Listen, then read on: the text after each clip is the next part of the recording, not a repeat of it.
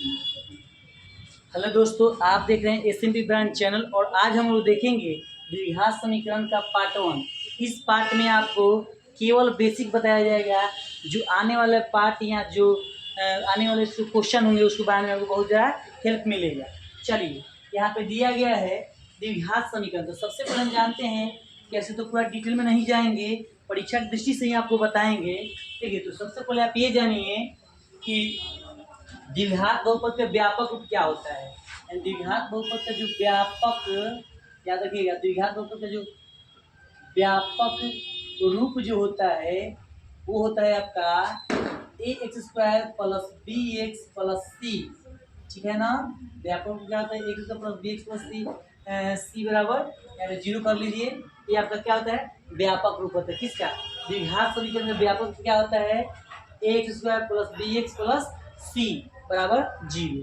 आप हमेशा याद रखिए यहाँ पे कि जहाँ आपका ए कभी भी जीरो नहीं हो सकता, याद रखिएगा। यहाँ पे आप बी जीरो कर सकते हैं, सी जीरो कर सकते हैं, ए जीरो नहीं कर सकते। ए जीरो करने से क्या होगा, द्विघात समीकरण का अस्तित्व खत्म हो जाएगा। चलिए, तो ये आपको याद रखना है आपको।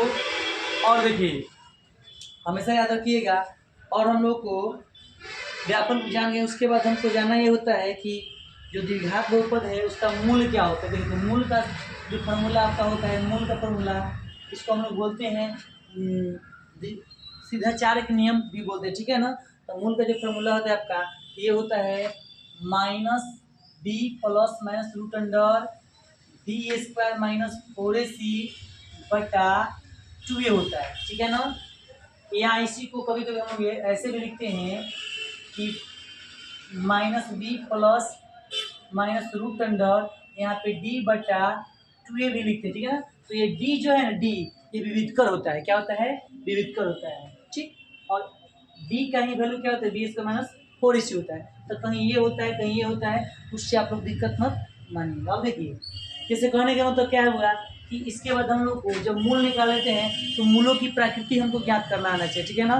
तो मूलों की प्रकृति के लिए हम सबसे पहले करेंगे क्या, देखिए, मूलों की प्रकृति हम लोग डी से निकालते हैं। डी यानी विविधकर, विविधकर कहिए या विवेचक कहिए। तो याद रखिएगा कि जो डी है, डी यानी विवेचक, विवेचक जो होता है हुआ वो डी, वो क्या होता है, वो होता है आपका अभी लिखे हुआ कि बी स्क्वायर माइनस 4ac। आप याद रखिएगा, विविधकर का जो वैल्यू होती है, जो फॉर्मूला होता है बी स्क्वायर माइनस 4ac। अब देखिए, अगर आपको डी निकालने आ गया, डी निकालना आ गया, तो आप बहुत कुछ बना सकते। देखिए कैसे, इसे कहने का मतलब क्या है कि मूलों की प्राकृतिक में आपको सबसे पहले डी से ही आपको काम करना पड़ता है। जैसे मान लीजिए कि अगर डी का वैल्यू, याद रखिएगा कि अगर डी का वैल्यू जीरो हो जाए, अगर डी का वैल्यू जीरो यानी विविधकर का वैल्यू कितना है, जीरो आ जाए।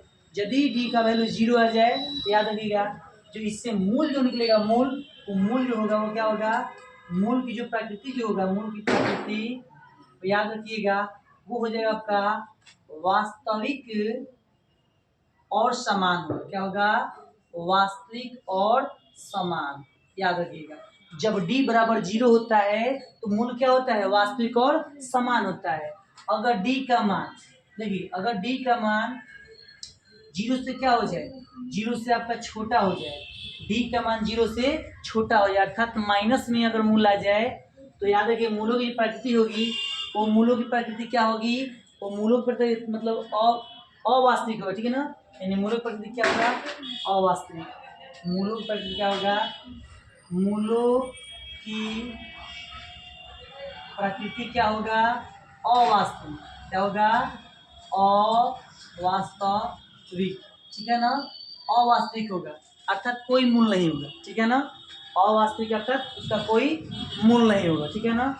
अगर डी का मान यानी जो विविधकर है, और उस विविधकर का मान अगर हम लोग का क्या होता है कि जीरो से 12 हो जाता है, जीरो से 12 हो जाता है, जीरो से 12 हो जाता है, यानी जीरो से क्या हो गया, जीरो से जो है 12 है, तो उस समय जो आपका होगा मूल तो वास्तविक होगा। मूल क्या होगा, मूल, मूलों की प्रकृति क्या होगा, मूलों की प्रकृति क्या होगी, वास्तविक होगी और भिन्न होगी। वास्तविक होगी और क्या होगी, और भिन्न होगी। वास्तविक होगी और भिन्न। भिन्न का मतलब क्या है? अलग अलग, ठीक है ना। यहाँ फिर से को समझते हैं, फिर से क्या समझते हैं कि अगर विविधकर निकालते हैं, यानी विविधकर क्या है, जिसका मतलब थोड़ी सी, अगर विविधकर निकालते हैं, अगर डी का वैल्यू 0 के बराबर रहता है तो जो इससे मूल निकालेंगे हम लोग, यानी एक्स का जो वैल्यू आएगा वो क्या होगा, मूलों की जो मूल निकालेंगे उसका क्या होगा, प्राकृतिक वास्तविक और समान होगा जब डी बराबर 0 हो तब। अगर मान लीजिए डी का मान क्या हो, 0 से छोटा हो गया अर्थात माइनस में आ गया, उसका कोई मूल नहीं होगा अर्थात अवास्तविक हम लोग बोलते हैं उसको, ठीक है ना। उसके बाद मूलों देखिए, अगर नहीं, अगर 0 से छोटा हो तो क्या हो जाएगा, मूलों की प्रकृति अवास्तविक होगा, और 0 से बड़ा हो तो मूलों की प्रकृति क्या होगा, वास्तविक और भिन्न होगा, यानी दो मूल होंगे वो भी क्या होंगे, अलग अलग होंगे। भिन्न का मतलब अलग अलग, ठीक।